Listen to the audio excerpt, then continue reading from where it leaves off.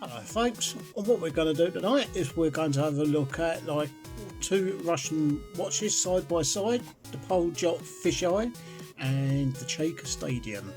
Let's get on down to the downview. Okay, as you can see, we have two what appears to be very similar watches. Okay, they're both day, both mechanical, both oval, 18mm lugs, but they are actually like quite a lot different to you'd imagine. Well, let's take up, I mean, if you notice, they've both got like pushers on the side there for doing the date, like not the day you have to do it manually. They both got shields, whereas the Stadium has got like a kind of a round shield. This one is more like sharp. This one is Poljot Fish-eye AU10, which means it's got 10 microns gold plating, as you can see. It's quite heavy, right? And this one is obviously, it's a chromed one. I'm still trying to ascertain whether this is chromed brass or stainless steel or polished steel, because a lot of these, when they get like this sort of state, they end up like showing a bit of the brass through, but this one's not. It's actually just showing silver. So we don't know. I'll show you an example of that, like on this one here. And if you can see, there's like on the edges, there's like a yellow tinge. That's where the chrome's worn through. So, oh, I'd love this, by the way. So, that there is the Poljot Fish-eye. Now, even though these look the same, they're not as well. The glasses, they look the same, they are not. If you look at the profile of the, I'll put my hand there, like, you know, it is more flat and ridged at on the shoulders. And if you look at that one is more flush with the case. Another subtle difference between the Poljot Fish-eye and the Chaika Stadium is this is a mechanically only wind, a hand wind, and I will say it is a bit difficult to wind because it's kind of like recessed and it's very difficult to grip. This one here is an automatic. That means that, I mean, I haven't wound this since I've owned it.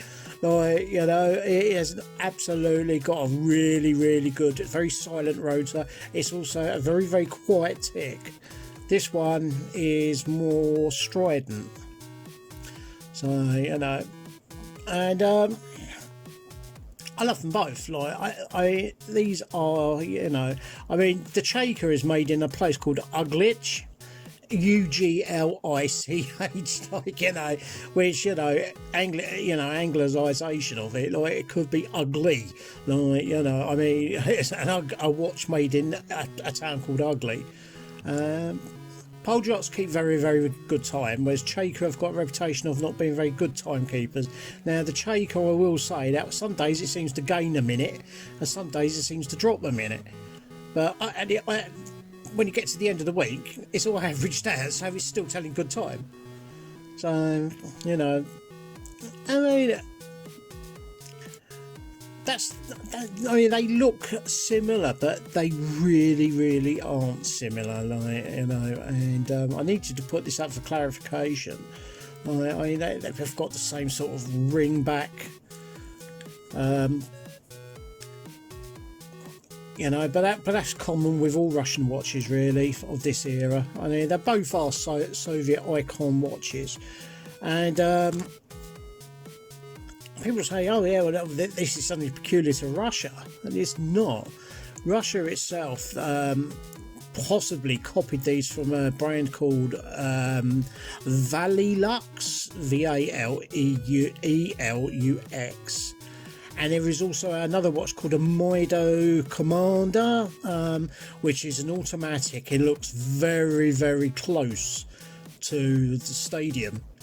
So, you know, and the Soviets were very naughty people. You know, they did copy stuff a lot. If they couldn't get hold of it by legitimate means, they just went and copied it.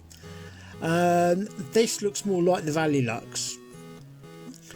So, you know, it's the shape of the dial, like, you know, I mean, if you look at the dial profile on the Stadium, the one on the right, against that, you can see that that's actually a bespoke dial, whereas the one on the left, that could go into a round case or a squared case with a round aperture.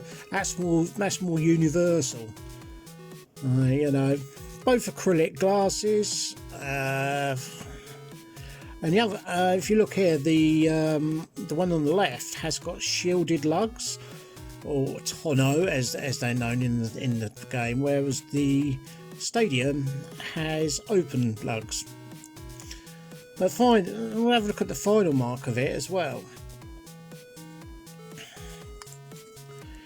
You look at the depth of both of the watches. Let's see if I can get something behind that so you can see. Right. You could see that the Stadium, the one on the bottom, is possibly it's like nearly half a centimetre thicker, like, you know, than the Stadium, and that's obviously to reflect the fact that this is an automatic and this is a manual wind, which is upside down. You know, I mean, like all mechanical watches, they have their foibles. Sometimes they stop for no reason, nobody knows why, you know, but they really are, like, you know, a really, really pleasant looking watch. And I mean, the Stadium, I mean, it's supposed to represent grass, stadium around a sports field or something like that. But they managed to pick a green that is like, you know, it's just like poison green, like, you know. It's, of course, this is why they became known as the Evil Eye watch. And, you know, I like the red versus the green is very nice.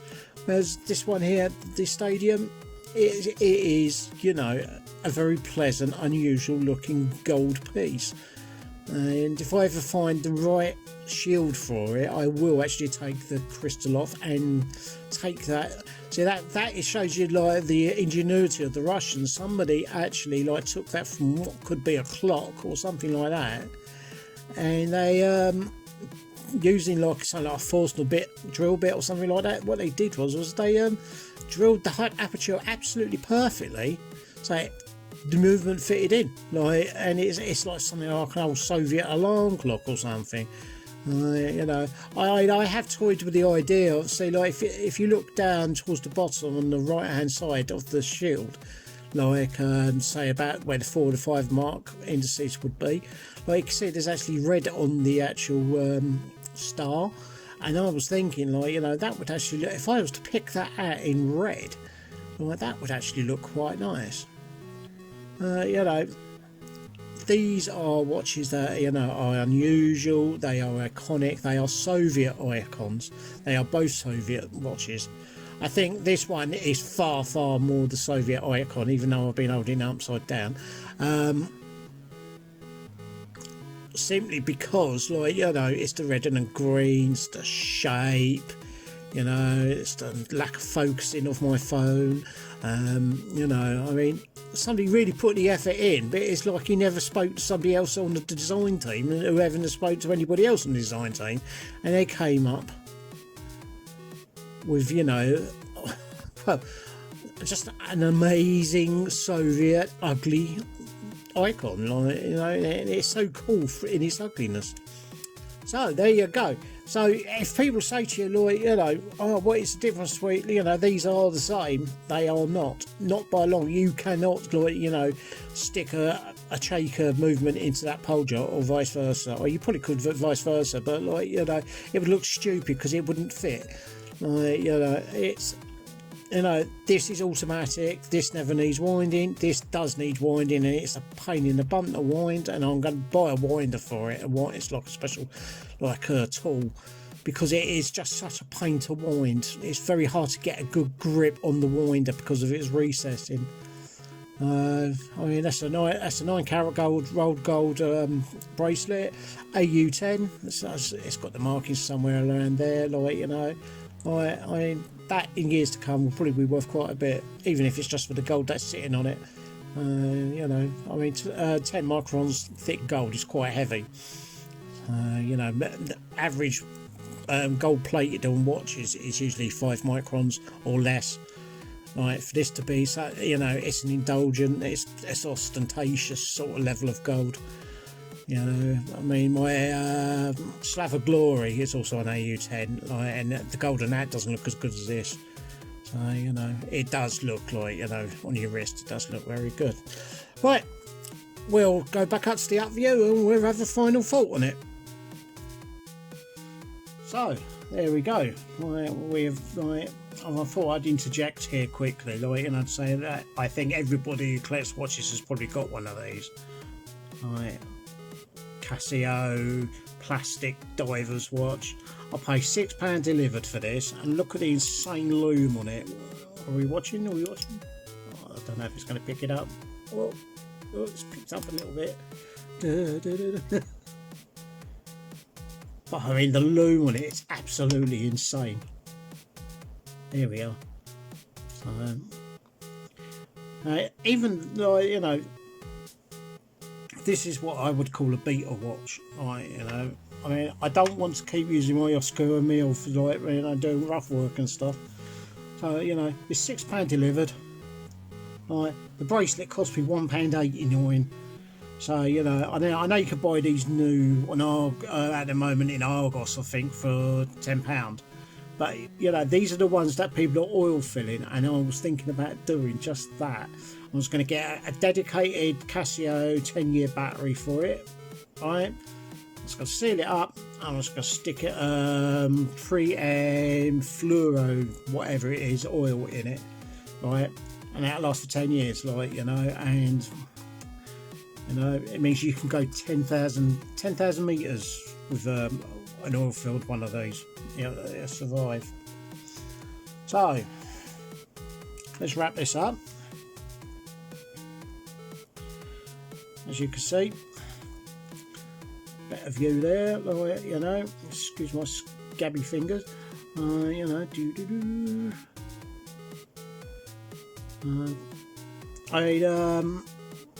for some reason the Poljot is running a little bit fast, so that probably means that the it's probably got a bit of magnetism from somewhere, but, like, you know, they look the same, but they are not the same, you know. And even the crystals are slightly differently shaped. So beware when you're buying. When you're buying one of these, like one or the other, make sure that you can get a crystal for it, because these crystals are very, very difficult to get the right one, because so many people are advertising them as Chaika Stadium, Poljot Fish-eye crystals, like, you know, buy 3 for, like, the price of 1, you know, amazing looking thing, but you will find that it will fit either one or the other. I'm wearing tonight Poljot alarm. I thought I'd wear that, like, you know, just quickly stick this on, because, like, you know, I haven't worn this for a while. Not much. Oh, cool. This thing I absolutely love. I mean, I say about this being a beta watch, this is a beta watch. I mean, this is, like, you know, just so. I mean, I've bent the clasp a bit when I was just trying to adjust it. You know, but I was so pissed off. Like, I've done that. Like, you know, what else have we had in the post box? Nothing really. Like a very unusual hexagonal Seiko automatic. But I don't know if this has been bodged at some point, because the rotor can't clear the regulator arm on the balance. There's absolutely no way on this shape or earth that rotor has ever been able to go past. When you wind it, there's no click. It just like does nothing. You know, so that I know there's like, you know, I keep offering these things to like people like Mike or my retro watches and stuff like that. I mean, you know, if he can make use of something like that, or you know, I'd be quite happy. Toss it his way, sort of thing, you know. I keep offering people stuff, but like, I mean, they won't take it. It's like, okay, fair enough. So, you know, my stuff's not good enough, or you know, no, I don't mean it like that. Like, you know, what I mean is like, you know, I mean, I have got boxes and boxes and boxes of stuff. You know, I'm quite happy with my Russian stuff for the main part, you know, and I have got Poljot quartz coming. Now I don't know what to do now because it's black with the luminous green like loom on it and stuff like that. I don't know whether I want to stick with the white and the green one which I've got, or and take bits from the one I'm getting, or take the bits I've got on that one, fix the one that I'm getting. So you know, I mean, the black does look good, like, you know, if it's down to one part and it's an easy to change part, I'll keep both, like, you know, and then I'll just, like, if I want to wear that, I'll just quickly change a gear wheel over, like, it's sticking on the arm. I mean, that, it would make this look small, like, you know, it's like that, really, really huge, like, Russian quartz. So, bank holiday tomorrow, like, you know, Shana's a lot happier since she's come back, like, you know, and it wasn't like, you know, she's falling out with her sister or anything like that, you know, it's nothing to do with that, but, you know, she just didn't like being up there, like, you know, away from her dad, like, and her cat, and, you know, and stuff, you know. I mean, she's a very homely sort of person, Shana is, like, you know, she values family. And, like, with her mother, like, up in the Orkneys, like, you know, it's like, it's quite, you know, she's only got really me to think about, like, you know, because, like, her mother's just so far away, like, you know, and her mother's been very unwell, like, you know, she's had a stroke, and, you know, I mean, I know her mother's, like, 3 years younger than me, like, you know, and if she's having strokes and stuff now, that's, you know, she's not going to be a long-lasting one, I'm afraid. It's a bit of shame. I mean, you know, she caused me a lot of pain, a lot of hurt, but, like, you know, I don't wish anybody any harm, like, you know. Even the wanker in the bloody house opposite, like, you know, I mean, he's just a cretin, like, you know, I actually feel just sorry for him, I really do. So, anyway, back on the watches, like, you know, so, Poljot Fish-eye, right, Chaika Stadium, I've probably got them upside down, I don't know, yeah, I'll say. This is possibly the best that you could have bought pretty much in the jeweler shop, like, you know, in Moscow. You know, this was seen as, like, you know, the top dog, like, you know, it was like, you know, the super powered one. This one as well, like, you know, I mean, like, gold had different values in Russia. Squidge is just trying to jump up, like, it's going to be a good girl. So there we go. I thought I would do a comparison. Like, I'm not doing much of the chat tonight. I'm not really in the, you know, it's not that I'm not in the mood for it or anything like that. It's just that, you know, obviously, like, I don't know if people want that. You know, I mean, I could tell jokes and, you know, I don't do a dance or something. I mean, you know, I'm not really a paid entertainer, but I don't care if people might get some enjoyment out of me making a brat of myself.